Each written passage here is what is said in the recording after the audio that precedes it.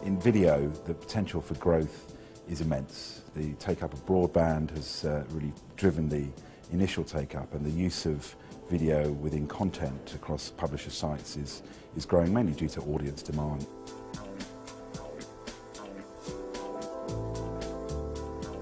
It's difficult to say exactly how big the video market is at the moment. I think what we're really clear about is the growth potential of it. If you compare year on year, in 2008 we delivered around 60 million programmes, so 60 million programmes were consumed online through 4OD. In 2009 that doubled to around about the 120 million mark, so that's long-form premium programmes consumed through 4OD. I think in looking at the growth of online video, because at the moment it's primarily traded from television budgets, I think the real potential will be when online video can get into the sales promotion, the direct marketing and the product sampling arena. By that I mean when it can actually be a brand activator as well as a brand builder.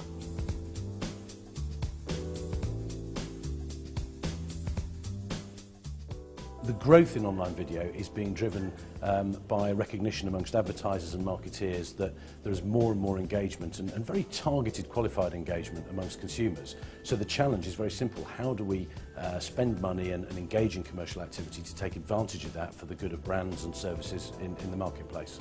A lot of what's driving the market in online video is simply success. That any successful campaign means other brands are looking at that thinking they want to give it a go, they want to do online video projects, which is great.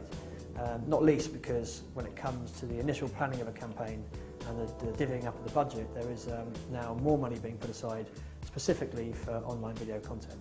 When we look forward to things like broadband TV, that will enable video on demand budgets to grow exponentially and really start to challenge for a huge share of the £3 billion TV market.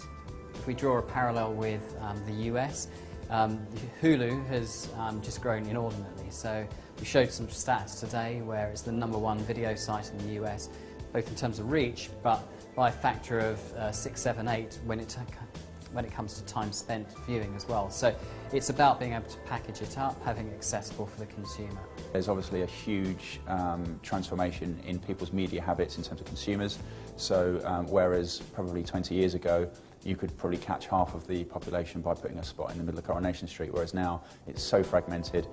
There's more and more people coming online. I saw a study, I think recently, where the percentage of people's media time was higher online than it was on TV.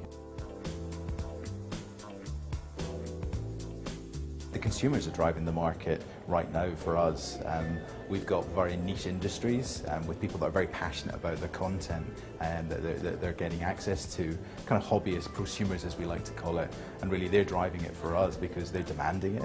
And obviously the expectation changes day by day with new users, kind of kids in their bedroom in San Francisco developing the new technologies. They're driving the market every day for us. There's no penalty in video on demand for trying 4 different pieces of creative and seeing which one works. It's a great experimentation platform, and I think that's the real advantage that publishers have got when they use it.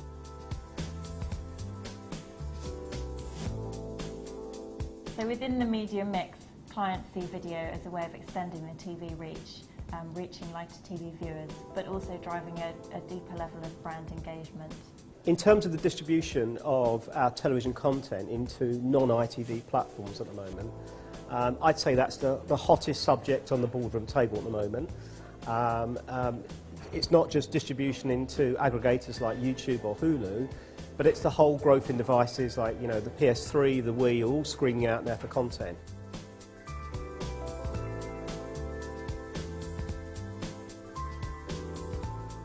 The indication for us is that this year, when I say 2010's marketplace for long-form advertising will be between the 30 to 40 million mark.